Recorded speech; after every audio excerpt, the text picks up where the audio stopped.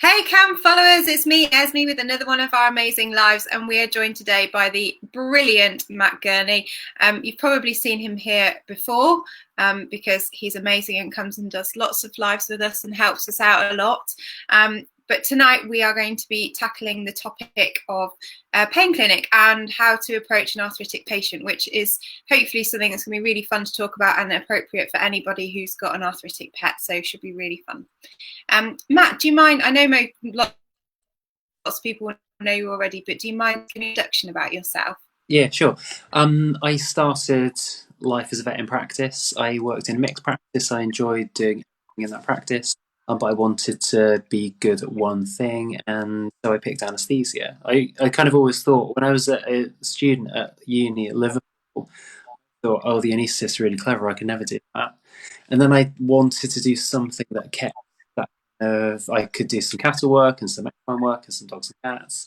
So I picked anaesthesia. I went back to Liverpool. I did my specialist training in anaesthetics and pain management.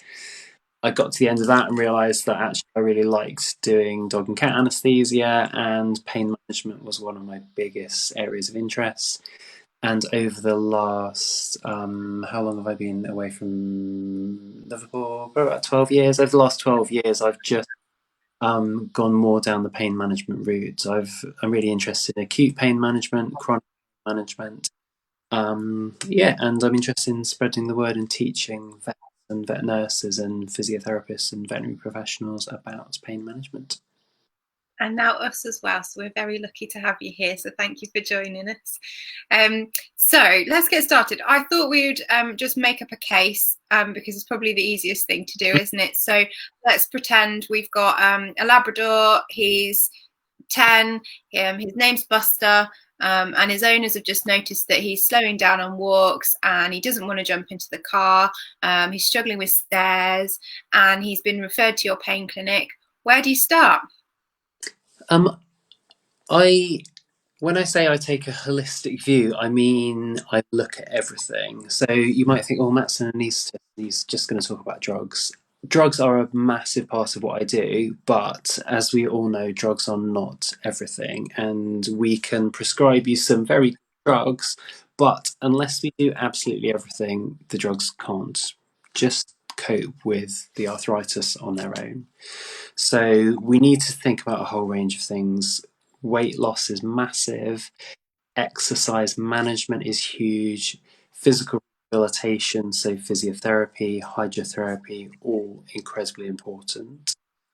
We've got other things to think about, such as acupuncture. I practice acupuncture. I am a firm believer that acupuncture is effective in arthritis. Maybe not every single patient. There are some patients that I really struggle to treat with acupuncture. Some patients make a difference in. Um, Supplements, diet, all of those things are really important. Did I say weight loss? Yeah, that's always the most important, though. It's worth repeating. Important. As one of my colleagues says, read them the riot act. Look at your pet, be honest with yourself. How much weight can they lose? So it's I'm smiling and I'm laughing and talking about reading the right act, but it's a really easy thing that you can do to really help your pet. It's not going to cost you any money. It's actually going to save you money. So yeah, weight loss is massive. Yeah, absolutely. So let's say I'm Buster's owner and I've come to see you in the clinic. Where do you start? How do you start investigating what's going on? I think there are two really big areas, and that's examination. So as we've learnt recently, during recent times, it's really difficult to examine a patient on the internet. We just can't do it. It's really difficult. You can't get hands on. We have to get hands with that patient and work out where the arthritis is coming. Well, I'm going to say where the obvious sources of pain are, because we can't always tell just from examination where that pain is coming from. We might have a really obvious joint that's affected, like an elbow joint, for example, but we're probably going to be saying, well, arthritis can occur in a number of joints in the body, and if you've got arthritis in one joint, you've probably got arthritis in another. So there is a huge value to examination. And of course, we're not just doing a one-off snap in time. We're going to be looking at this patient over the coming years. So having a baseline as far as examination goes is really important. So examination is really, really important factor. The other thing is I want to know what painful your pet is. So that can be really difficult for some people as well. And what I find really useful is using pain scoring tools. And one that I tend to use, I use this for every single one of my consultations, it's the Canine Brief Pain Inventory. It's, I want to say it's quick and easy. I kind of I smile a little bit. And if you've sat in a consult with me filling one of these in, I just smile when you say certain things to me, like, oh, actually, that's really difficult. And listening to all of the different things that owners say when they're going through the pain score is actually really important to me. And Mm. what I'm doing when I'm examining the patient, when I'm listening to you saying, well, what works and what didn't work, and when I'm talking through the pain score, I'm trying to tease out of you pain behaviours. So things that your dog does now that they didn't used to do. Oh, every time she lies down, she groans, or she doesn't want to interact with the other dog, or when the other dog comes near her, she just growls, or her behaviours change with us. So all of these little things that if I ask straight out, you might not be able to answer. But as we go through the process of the exam, the history taking, and going through the pain, we just tease out all of these behaviours. And we don't Yeah. these behaviours in the first consultation. So I've got a lovely example. I don't know if I've shared this with you before. This is a collie that I saw that she had back pain, lumbosacral pain, and I think it was probably about 4 sessions into seeing her, and we managed her with a combination of drugs and acupuncture. And after a few sessions, the owner said, "Oh, I noticed something that she started putting her flag up." And I kind of thought, "Oh, that's a bit strange. What does she mean?" And what she meant is her kind of collie tail went back in the air like a flag, and the dog hadn't done that for at least 6 months. So that's a really good example of a behaviour that changes for the better when we improve pain management. Yeah, because I think some of these pains are, some of these behaviours are so subtle and they go so gradually that sometimes the owner doesn't even realise the dog isn't doing it anymore. They forgot they used to do that. And then when they do it, it's amazing. They're like, oh my God, it's my puppy back again. So I think you're right there, aren't you? I guess it's that change in behaviour. So what kind of behaviours do what are your big behaviours that you worry about when people say that their dogs are exhibiting them? You can't get up the stairs to go to bed anymore. We don't want to hear the dogs go upstairs. We definitely don't want to hear dogs come downstairs. Train your puppy to stay downstairs and sleep downstairs. It's the worst thing in the world for arthritic dogs, apart from throwing balls and sudden turning. Yeah, that one makes me smile. I have to carry my dog upstairs to bed. So yeah, if you think you're gonna have to do that in 10 years, get a small dog. Yeah, definitely. That's why I've got little ones. I can carry them. Okay, cool. So you've taken quite a detailed history. So that's part of the finding out what's going on. And as you say, when you see them in consult, you're just seeing them for that snippet in time.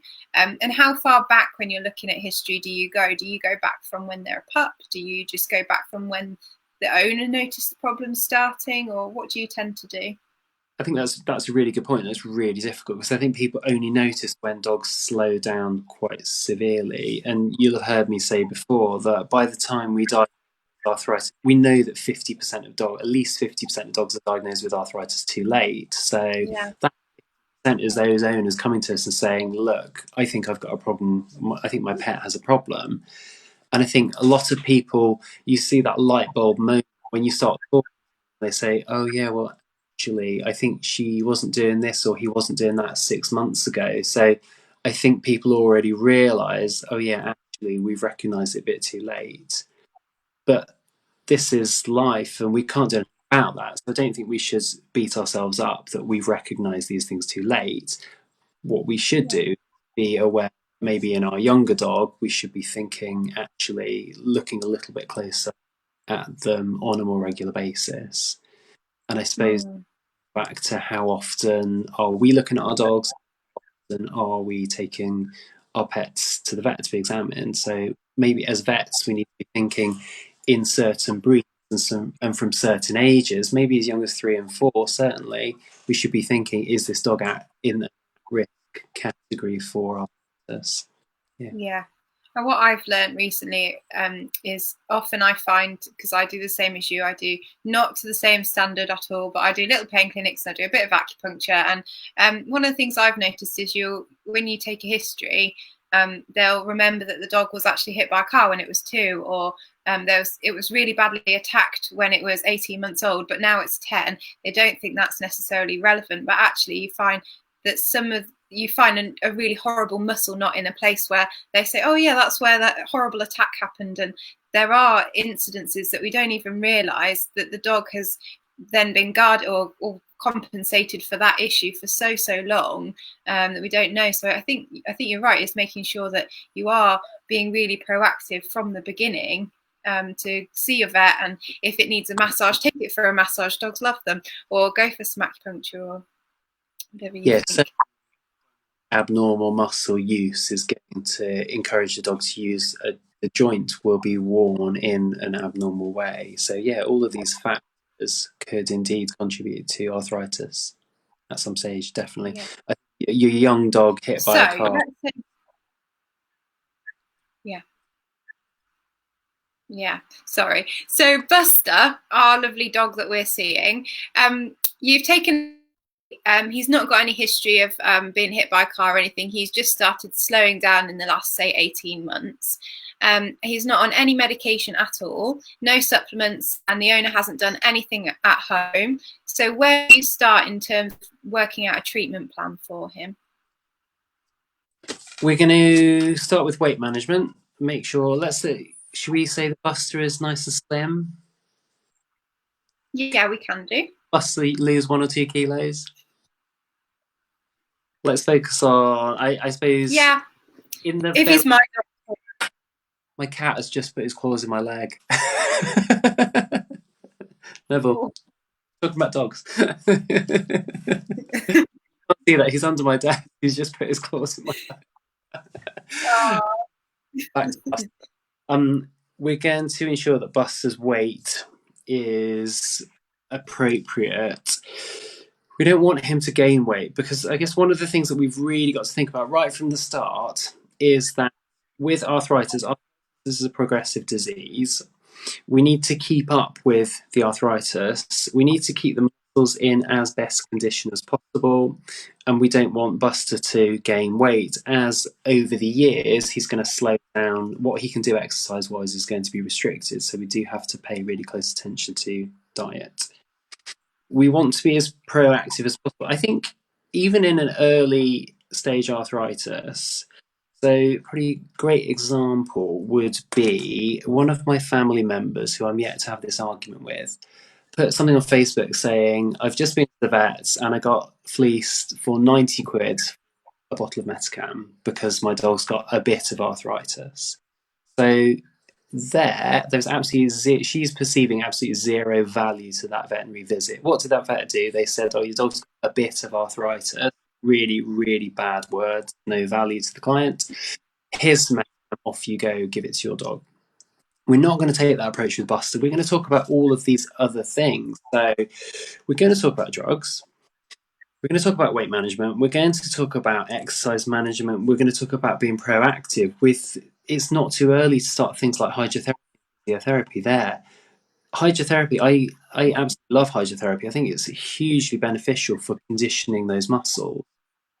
We are going to talk about supplements, because actually in really early stage arthritis, I think if we look at the literature, then it can be really difficult to choose between a supplement. It's really difficult to say, well, I've had this one case and they did really well on X, Y, Z. I always take the view that everything, if it makes a difference in the individual patient, what does it matter? It makes a difference. So I think we should be looking at certain types of supplement which we think are beneficial. We should be looking at certain joint diets which we think are beneficial. And then we're going to talk about which drugs are the most appropriate drugs for using in Buster, according to what his pain score is today and how that pain score progresses in time. Yeah. Yes, by all means, we should be starting a drug, and a non-steroidal anti-inflammatory would be my first choice. So actually, I think that vet was absolutely right to prescribe Metacam, meloxicam to my cousin's dog. Yeah. But we need to be offering a little bit, not a little bit extra, a hell of a lot extra, if we are going to get owners to understand all of the things that they need to do from that initial consultation diagnosing arthritis. Because, as we said, that dog is already too late with his arthritis diagnosis. So, therefore, there is a lot that we can do. Yeah.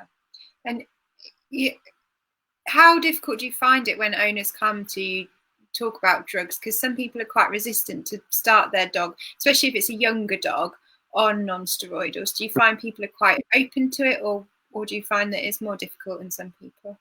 I guess I'm not dealing with the. By the time they come to see me, they're already on quite a few drugs anyway. The best clients that walk into my consultation room are probably on here right now. And I think one of my best ever clients just walked in and said, "I've seen you on Canine Arthritis Management. I want to talk to you about managing arthritis in my dog." So those are my ideal clients, because they're already doing all of these things, and they just need advice on which drugs are best to use. So I don't have to do the whole start from scratch. Are you doing this? Are you doing that? Because they're already doing all of those other things that are so massively important. And I get a tiny little niche, which is my specialty, which is the drug management. Yes, I see the other end of the spectrum because I'm from the GP point of view. So often people will come to me for acupuncture and then are disappointed when I'm suggesting drugs as well as acupuncture, because they wanted to go down the alternative route, and I don't call it the alternative route, I call it the complementary route, because it complements the medicine. So I think that can be a bit disappointing for them when I'm like, yay, non-steroidals, let's get them onto some drugs, because we want to make them feel better. But I think most people are quite open because they don't want their dogs to be in pain. That's why they've come to you in the first place. And I'm seeing less and less people who are sort of against it. They're just, a lot of people are worried about non-steroidals and drugs in general. But when you give them enough explanation, most people are quite open to it. Obviously, in your case, they're probably on a combination of drugs, so they're old hat at giving drugs by that point. Yes, yeah. In those cases, for me, it's about finding the optimal combination of drugs and understanding what the best approach is. I would always, if I did see a fresh case of arthritis, I spend a lot of time teaching vets, and I would always start with non-steroidals. They are my first line drugs. We know that they're effective. We know that we understand the safety profile of non-steroidals. We know to use them. We know when not to use them. We need to have that conversation with owners about when not to use them. And if we have any inkling that they're causing a problem, then we need to look at the other options. Yeah. We've had a question. Julie Butler has said her 13-month-old dog has facet joint arthritis. Do you see many young dogs with this condition? That's very young, I would say. Yeah. I just wonder how has that been diagnosed? Has that been diagnosed on an MRI or a CT? So I think you probably do need some form of advanced imaging to actually make that diagnosis. I think that'd be really hard to make a diagnosis of that on an X-ray. So I do always start by questioning the diagnosis. Ideally, I do want to have some type of imaging if I'm going to optimally treat the patient, but often we're in a situation where we don't have imaging. Sometimes we can get caught out by that. So I guess we do have to understand, if we don't go down a diagnostic route, we may get caught out at some stage by it being something else going on. Yeah, she's just said that he's had a CT, so obviously he's been diagnosed quite young, isn't he? Yeah. That was a really good point. Just going on from what you said about imaging, how important do you think having good quality imaging is in terms of managing a patient with arthritis? Because often they've been diagnosed with arthritis, but we haven't actually done any imaging. We're just taking their behaviours or the stiffness of the joint, or we call it crepitus when you hear the crunchiness of the joint. How important do you think imaging is in diagnosis and management? Yeah, I think it's really important to understand what we are actually treating. If you took a dog, a dog with pain, you could have a degree of arthritis in the spine. If you've got foraminal stenosis and you've got tightening the window where the nerve comes out of the spinal cord, you can't always see that on X-ray, so you would see that on advanced imaging. If you can differentiate that arthritis from that nerve impingement type pain, then we can tailor our treatment a lot more effectively, I would say. Yeah. And I guess the other way to look at it is you might think up front, oh, actually, that's a lot of money to spend. But if you add up how much money we're going to spend over the course of a lifetime treating the condition, if we can be as accurate as possible with our diagnosis, we can be as specific as possible with our treatment and our prognosis, we might actually spend less money over the long term. So I would Yeah. think carefully about those decisions. Yeah. Yeah, definitely. Lynn's just made a really good point, and I think this is something I'd like to chat with you about. She said that so many owners think that they should start with supplements, and when the arthritis gets worse, they can progress on to non-steroidals and perhaps other drugs. And few realise, I didn't, that a non-steroidals first policy is beneficial and allows other multimodal interventions to be brought into play. That is a really important point, is because that you hear that a lot, that people have said, oh, I saw he was stiffening up, so I started him on what X, Y, or Z supplement. Is that the way you would go as well? So you'd start with a non-steroidal over a supplement? I think If you it's, had to. yeah, it's quite a tough question. If I, like you say, if I've got someone that is resistant to non-steroidals, then of course I would jump down the supplement route. I think in an ideal world we would use both drugs in combination. I don't mean to say drugs for supplements, do I? What we've got to be really cautious about is how to work out when the arthritis is getting worse. So if you notice your dog is slowing down, it's when do you actually recognise that the dog needs to go on a non-steroidal? Is it when they can't walk the day after going for a really long walk? I think if it ever gets to that situation, Yeah. bad state to be in where they don't, we did a lot of exercise one day and they didn't want to do anything the next day. That's massive. For me to stay in bed and not get out and not want to go to work, I've got to be feeling pretty bad, haven't I? So I think it's really difficult to tell what does getting worse mean. I think we're recognising those patients too late, so I would be cautious about that. Yeah, there's Yeah, no definitely. non-steroidal trial non-steroidals for 2 to 3 weeks. If the patient improves, then that's really good evidence that they're going to benefit from longer non-steroidal course. Yeah, definitely. Barbara Johnson's just said, does imaging need to be repeated at intervals? Oh, I suppose that's a difficult one, isn't it? It helps us to understand what is going on. I guess if we get to a point where we are treating with more painkillers and things are getting worse, then we need to ask the question again. I think I've seen 2 dogs recently that have been managed. I've examined them. I thought, hang on, your knee joints don't feel quite right.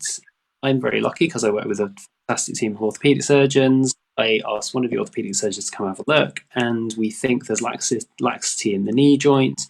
So we recommend imaging, we recommend x-rays, and we diagnose cruciate rupture. So those are the ones that I say that's a good example of a dog that could slip through the net if we think, I don't want to spend anything. If you've got your knee joint doing this all the time, the arthritis is just going to get worse and worse and worse and worse and worse. Yes, we can do surgery to stabilize that at a later stage.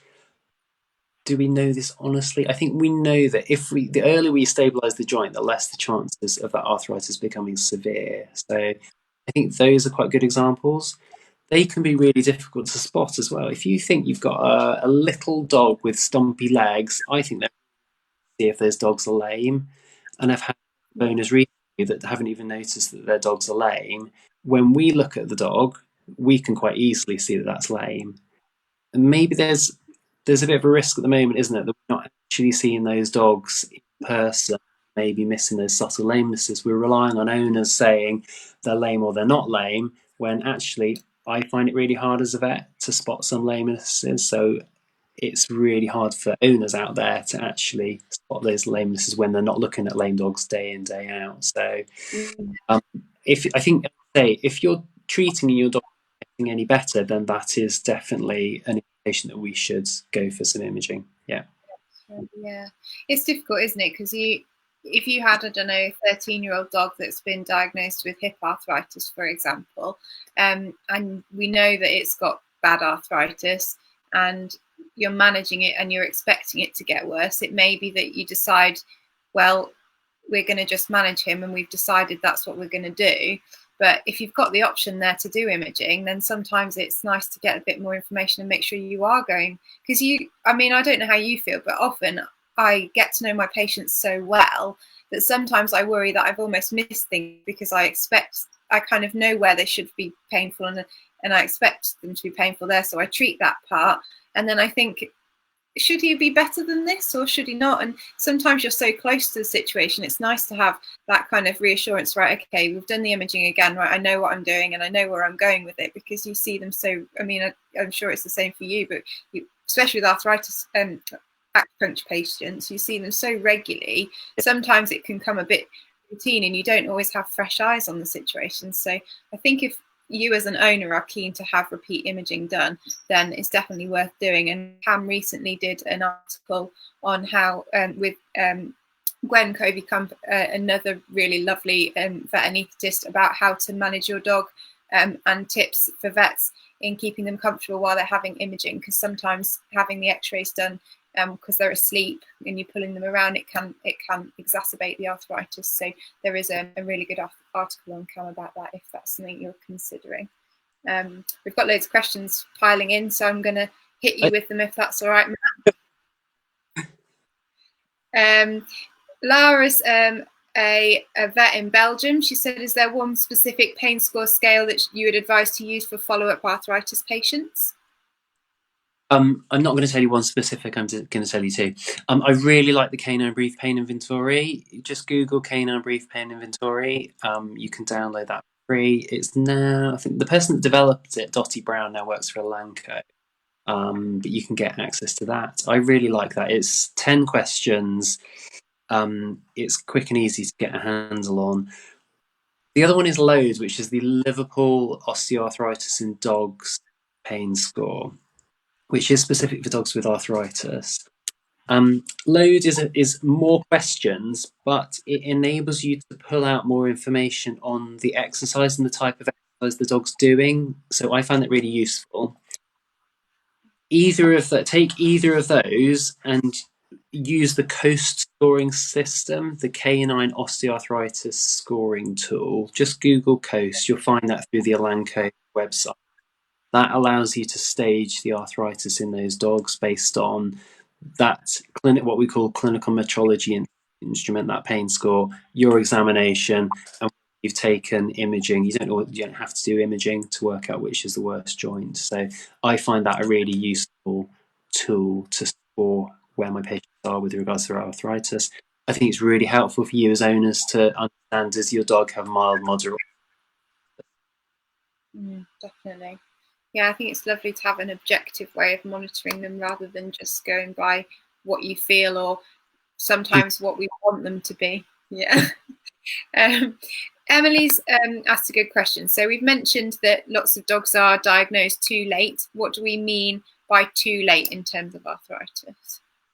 I think too late is where we struggle to control their pain. So when I've said I want those dogs to have hydrotherapy, there are some dogs that I think are so painful, I'm not going to send them to hydrotherapy until their pain is under control. That's a good example of late. Too late is the dog that the range of motion in their elbow is totally restricted, so they really don't want me to flex their elbow. And I'm using a combination of drugs. I'm thinking, actually, I need this dog on 3 drugs to give them a degree of comfort. Their exercise is severely restricted. They're massively overweight. So yeah, all of those kind of things, I would say, constitute too late. Yeah, the problem with arthritis is that we're always on the back burner with it, because it's a disease where we don't often get symptoms until the cartilage is destroyed. So, and that's when the dog feels painful. at which point we are already trying desperately to firefight the problem, which is why pretty much I would say most dogs we diagnose technically too late, because we wouldn't know that there was a problem until the dog starts limping or slowing down or being painful in some way, because the cartilage, as it's just starting to be worn down, isn't painful. So I guess they're all often, most of our dogs are probably too late in some way, aren't they? But yeah, you're right. The ones we really worry about, the ones that come and they're limping and they're crunchy and they're so painful, and it's really hard to get on top of those, isn't it? So let's have a look. Lynn said her girl, 8 1/4, had x-rays today as she suspected arthritis following developing a limp on Saturday. Her brother has osteoarthritis. He brought me to CAM. Her x-rays are clear, yay, and now she's on rest for a week and Metacam for a fortnight to recover. I was happy to have images to rule out not only arthritis but other potential nasties that might be seen on x-rays. So yeah, shows the benefit of sometimes. I think sometimes owners want you to find something on an x-ray and are disappointed when they don't get a diagnosis, but sometimes no diagnosis is the best news. That's the best thing we want to hear, isn't it? That there actually is muscular, so we can just treat with physio or massage or whatever it might be. So going back to Buster, you mentioned briefly diet and we mentioned weight loss. What would you do in terms of sort of home management and exercise management? I would work with my physios. I'm very spoiled. I've got 3 I work with. Yeah. And we either work locally and bring clients back to physio where I work, Anderson Moores, or we work with local physiotherapists closer to home for the clients, because some people are travelling 2 hours to come and see us. So we need to find a practical solution where they can work once a week, twice a week with physio or hydro to manage ease the muscle pain through things like massage, control the muscle movements through controlled exercise, and understand what controlled exercise means. So does that dog need complete rest for a period of time? Do they need short lead exercise? Are they okay on lead?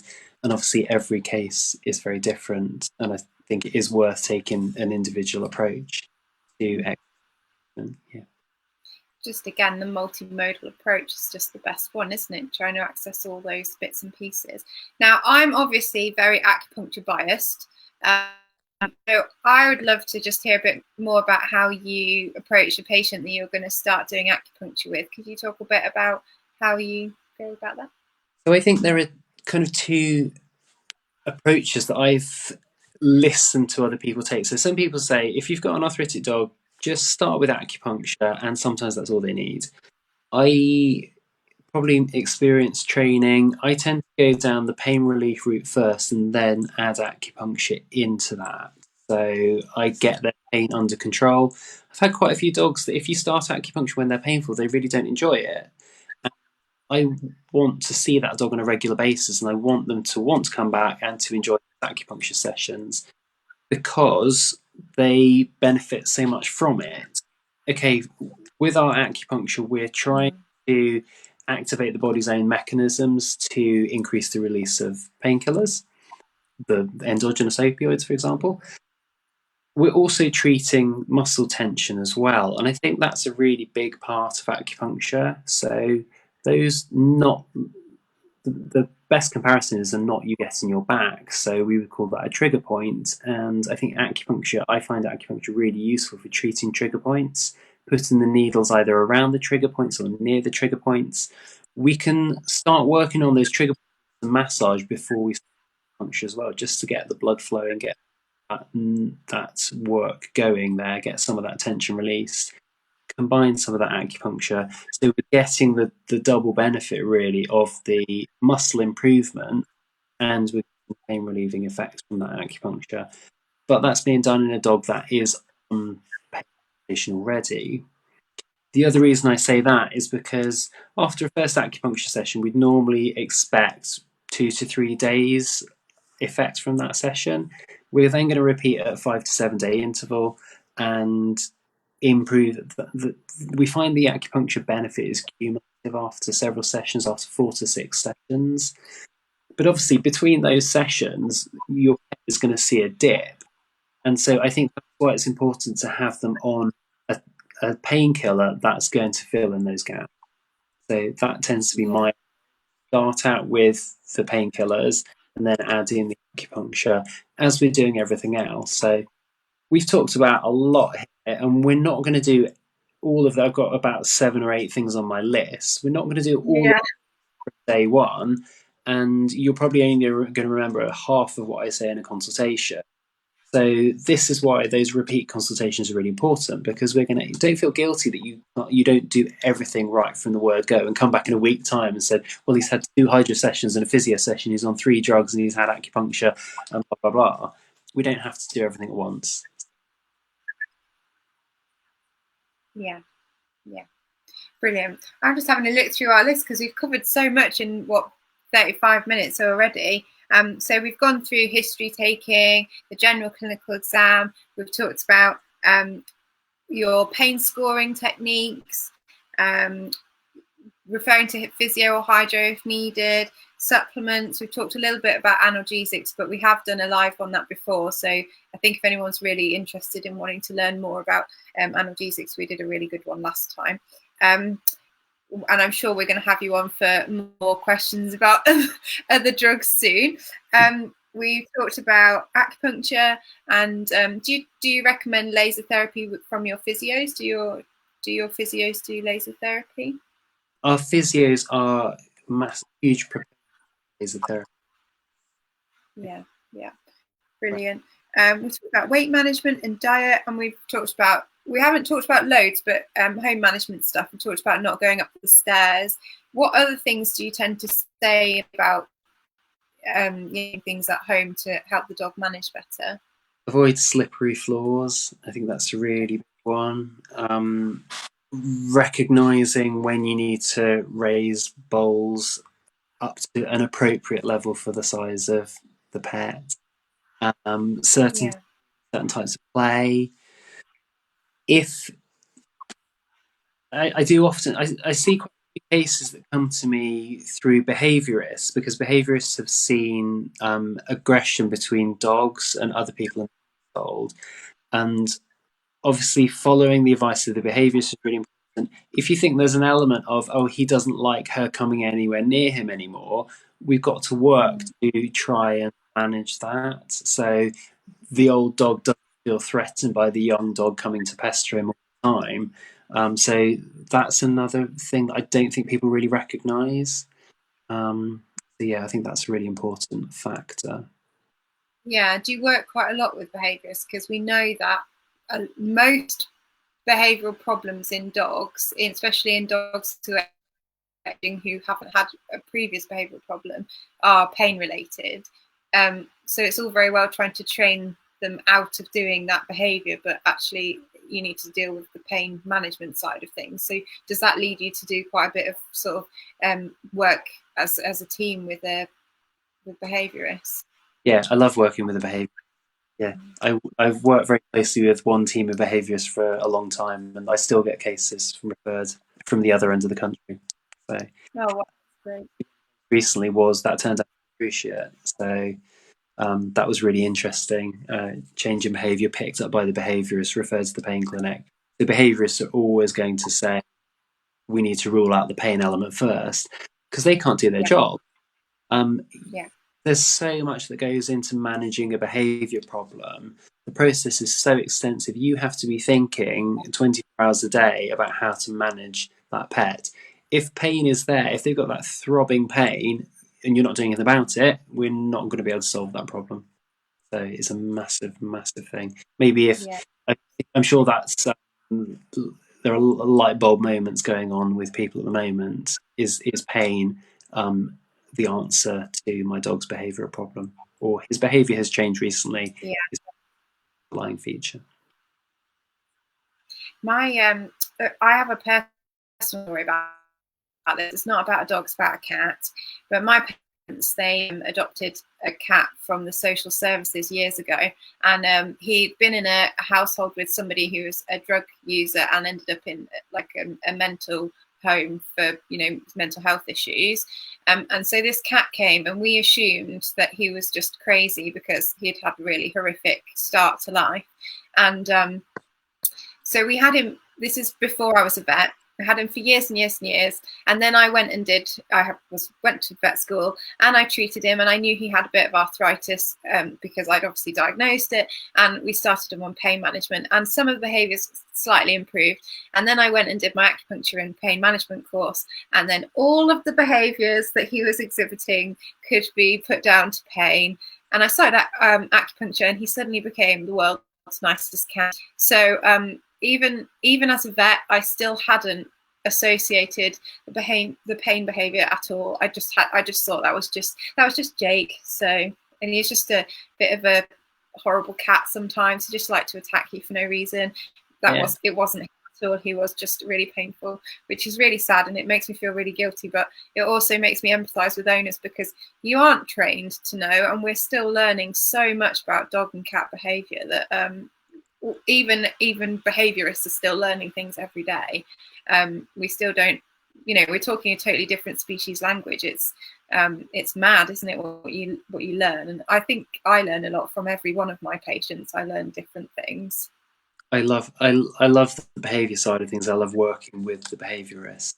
We've got a bit of a kind of double-pronged approach because we've got the pain management specialists and the behaviourists just pushing that same message. Yeah. Brilliant, so exciting. I think you're in such a lovely position, being surrounded by so many great professionals, and they're obviously very lucky to have you there as well to back them up with the pain management side of things.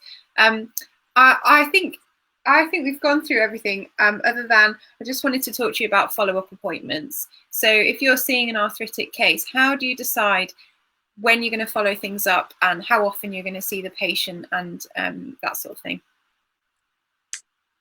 From a kind of a second appointment point of view, we know that in people it takes a certain amount of time for drugs to start working and reach full effect. And if you look at the effect profile of some of the non-steroidal drugs we use, you're looking at pain scores dropping up to sort of 6 to 8 weeks.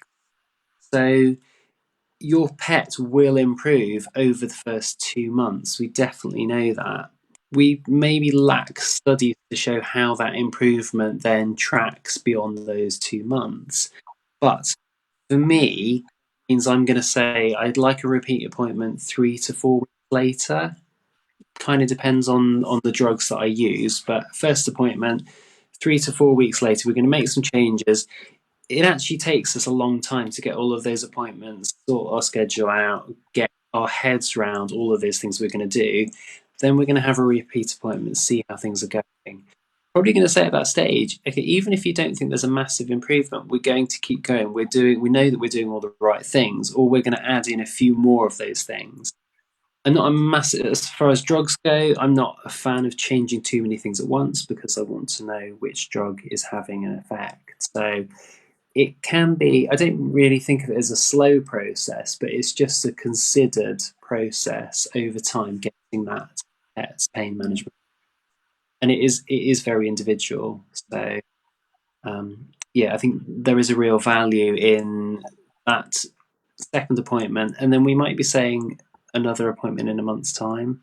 My aim really is to get a pet on a stable regime where they can go back and be managed by their vet, their first opinion vet, and then if things change, then I'm here as an option for them to come back and see me. Yeah, I think it's so important because I often see dogs that have been put on to Metacam or whatever it might be, and the owners sort me out because they've heard about their friend said the acupuncture was great for their dog, and they never went for a follow-up. They never went back, and they'll say, oh, I've been put on this medication, but I don't think it's really doing anything, and there isn't that follow-up. And I think as owners it's really important to not be afraid to go back to the vet, and it is worth the cost of the appointment to just get that second opinion and find out, did it work? do we need to change tack? Do we need to add something else in? Do we need to go and completely change the drug altogether, or is there side effects? Because that's really important too. So yeah, great that you already have that in place as a plan when you're seeing your patients, because I think sometimes that's one of the problems as a GP vet, is that things are very, very fast and you don't often have the time to sort out the appointments. I think one area where there's huge potential, and there are loads of people interested in this, and this is nurse clinics. So trained nurses who are very interested in pain management want to be seeing those arthritic cases, tracking the progress of those cases, recognising when the pain changes. If we need to prescribe something, if we need an examination, then we involve the vet. It's that team approach, I think. I think there's nothing worse than the client that gets given a bottle of a drug and then we see them 6 months later because they need to come for a repeat prescription checkup, and the only reason they see to come to the vet is because from a legal point of view we have to see you every 6 months. So I think as a practice failure, we need to be doing a lot better than that. Yeah, definitely, I agree. I feel like we've covered everything I wanted to cover tonight. I'm absolutely chuffed to bits. I've had a lovely time.